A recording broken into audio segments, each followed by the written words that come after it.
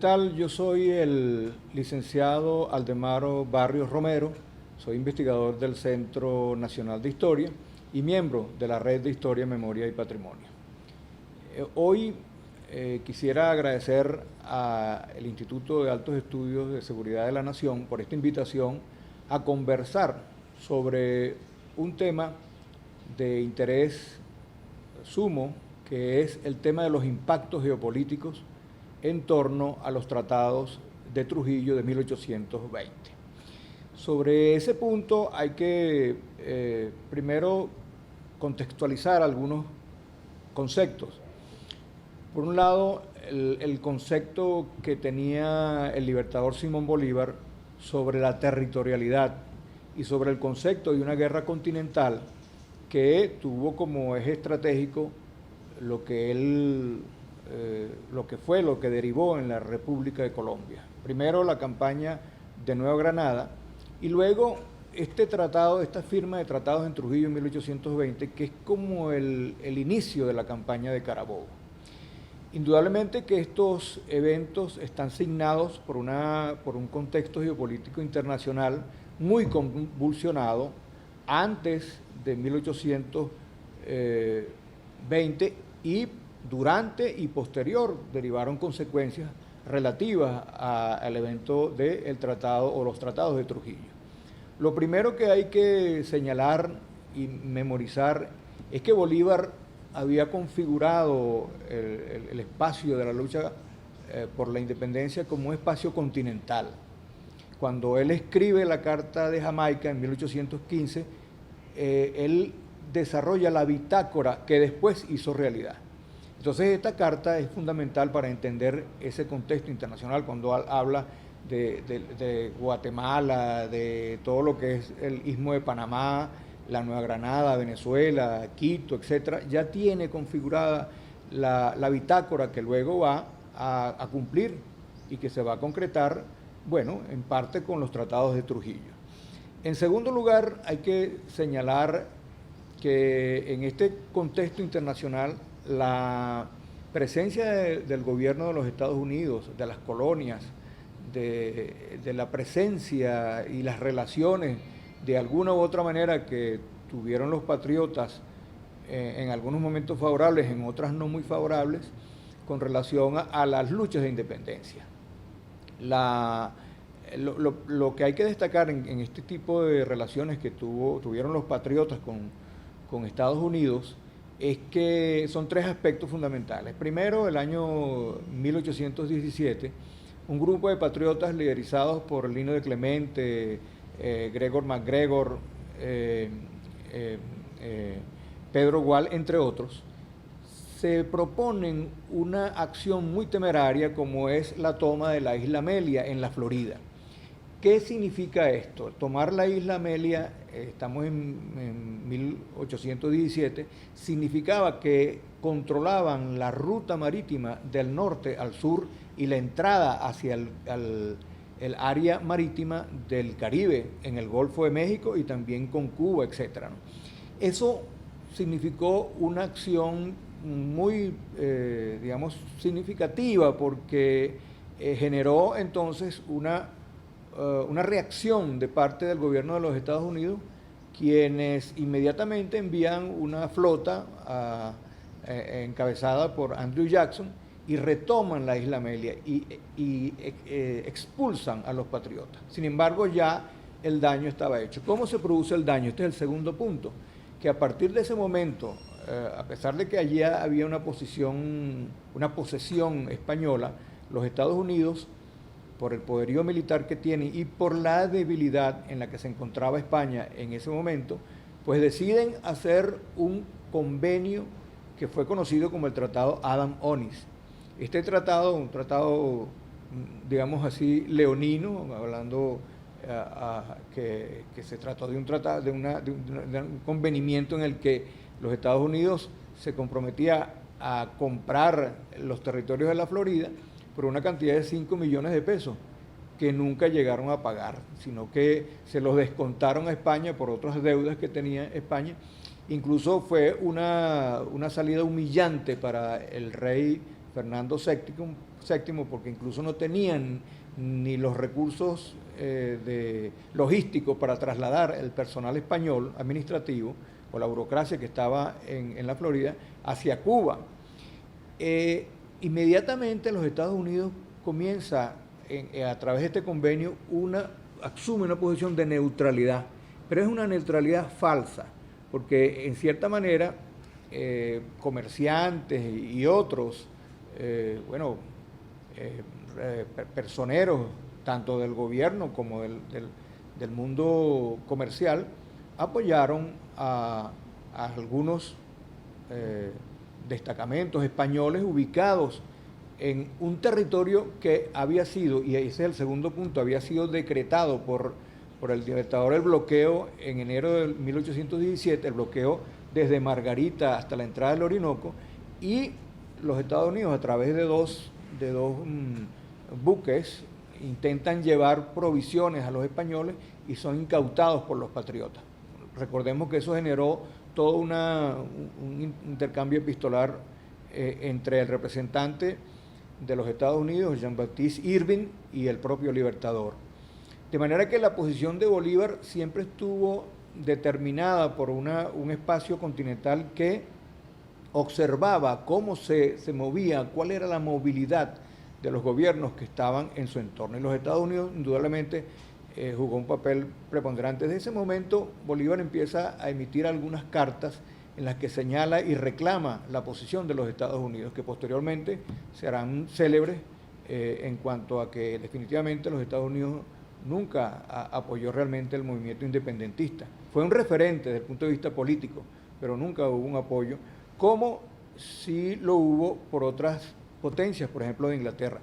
Pero lo que ocurría entonces, lo que generó el Tratado Adams-Bonis, que fue suscrito o que se inició como conversación en 1817 a partir del desencadenamiento de las acciones temerarias de los patriotas en la Florida, pues no concluyó sino hasta 1819, cuando España firma. Aún los Estados Unidos no había firmado, y durante el periodo en el que se está desarrollando los tratados de Trujillo, los Estados Unidos todavía no había firmado ese convenio y mantenían la neutralidad que ellos expresaban en el convenio. Fue en el año 1821 cuando por fin firman por parte de los Estados Unidos este convenio, y no es sino hasta el año 1823 cuando ellos reconocen a la República de Colombia y a los patriotas en la lucha por la independencia. El segundo aspecto dentro del espacio geopolítico internacional es Europa. Europa está convulsionada, está revolucionada por todas las luchas, primero que inició Napoleón y después la derrota de Napoleón por parte del absolutismo. España está prácticamente quebrada, no tiene la posibilidad de recuperar un ejército, un cuerpo militar que le diera fortaleza, y por eso hacen este convenio con los Estados Unidos, convenio que no llegaron a los Estados Unidos a pagar, se quedaron con las tierras y con los dineros. Y la otra circunstancia es que la Santa Alianza, que era una suerte de asociación de monarquías para imponer el absolutismo en Europa y en el mundo, contaba con el apoyo de Rusia, Prusia, y luego Francia, que se asume como absolutista, y luego Inglaterra.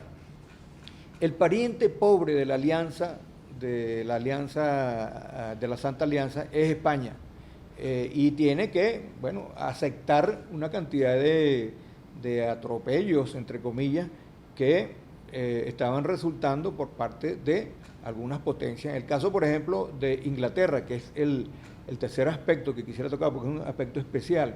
Inglaterra sí apoyó, el Reino Unido sí apoyó a la lucha independentista.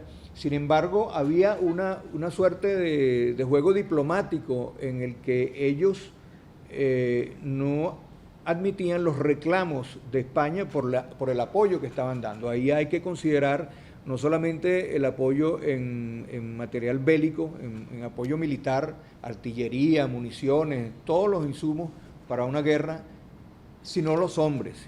Y hay que destacar allí la presencia de, entre otros, Gregor MacGregor, quien fue un reclutador en un principio de irlandeses, de escoceses, de ingleses que fueron y constituyeron tres cuerpos fundamentales para la lucha independentista en estos territorios del sur, del norte de Sudamérica, como fue la Legión Británica, que la componían tres destacamentos importantes, la Legión Británica número 1, la número 2, y un cuerpo especial de irlandeses, que era la Brigada Irlandesa, que fueron determinantes a la hora de la lucha, porque eran individuos experimentados en guerra, entrenados, que además sirvieron para entrenar al Ejército Popular Libertador que estaba desarrollando toda esta guerra. Hay que señalar también que ya para 1820, 1821, ya estaba definida la guerra a favor de los patriotas en Sudamérica. Notablemente hay que destacar las conversaciones del primer ministro Canning, el primer ministro inglés Canning, con el embajador Polignac de Francia, donde admitían que ya España ya no podía retroceder ante el avance de las tropas patriotas, no solamente en el territorio venezolano y neogranadino, sino al sur y en México, donde a pesar de que estaban divididos, hubo una resistencia importante. Y a eso me voy a referir, porque México, que constituyó una de las principales virreinatos de América, bueno, era, digamos, una fortaleza militar y lograron dividir a los insurrectos, que de alguna u otra manera mantenían relación epistolar o vínculos con los patriotas del sur y que recibían las noticias de lo que estaba ocurriendo aquí. El año 20, antes de suscribirse los tratados de Trujillo, entre Morillo y Bolívar, llegaban las noticias de los avances que estaban y la posición defensiva que tenían los realistas. Recuerden que Bolívar nunca estuvo en posición defensiva. Algunas veces que cuando fue derrotado inmediatamente retomaba la ofensiva, siempre estuvo la ofensiva. Y esas noticias le llegaban a los mexicanos, que de alguna manera fueron estimulantes, a pesar de toda la división que tenían. Estaban muy divididos y golpeados por las fuerzas realistas. Pero el año 20, en octubre del año 1820, los realistas mexicanos, a la cabeza del virrey, nombran como jefe militar a un general criollo, realista, que había sido siempre relegado, y asume entonces Iturbide, Agustín Iturbide asume la dirección de los ejércitos realistas. Pero de una manera extraña, o más bien artera, Iturbide se confronta con los patriotas del sur, con Guerrero, y en el centro de México, en la zona costera de Veracruz, con los patriotas que están allí, pero no gana ninguna batalla, más bien es derrotado. Y derrotado más bien como una provocación, se alía entonces con los patriotas y da un golpe al virrey. Y se constituye entonces como emperador de la Nueva España o de México. Esa situación luego cambia, pero eso es lo que está ocurriendo en México cuando están firmándose los tratados de Trujillo. Finalmente, y para tener un contexto muy general sobre la situación internacional o geopolítica en 1820, hay que señalar que hacia la zona sur de América del Sur, valga decir Argentina, Paraguay, los patriotas estaban divididos, había una confrontación entre lo que era el concepto de centralismo y federalismo, que termina con una batalla que se conoce como la primera batalla de Cepeda. Y allí, bueno, se impone el federalismo, pero hay una división, hay un debilitamiento. Solamente José de San Martín está guerreando en la zona de Chile. Chile le da apoyo y autorización al Senado chileno para que marche sobre Perú, y entonces se produce posteriormente el encuentro entre Bolívar y José de San Martín.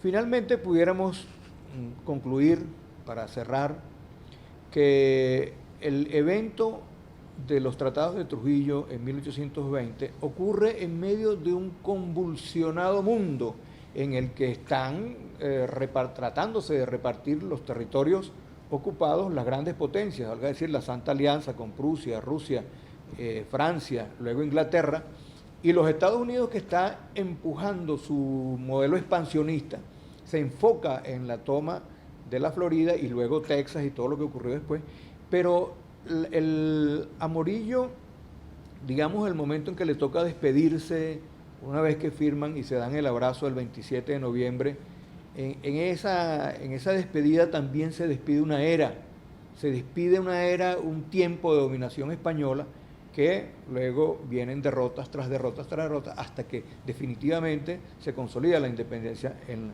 la América del Sur. Bolívar entonces ha consumado su proyecto de 1815 con la Carta de Jamaica, y así bueno, se generan todos los cambios que se produjeron a partir de los tratados de Trujillo. Muchas gracias por la atención y hasta una próxima oportunidad.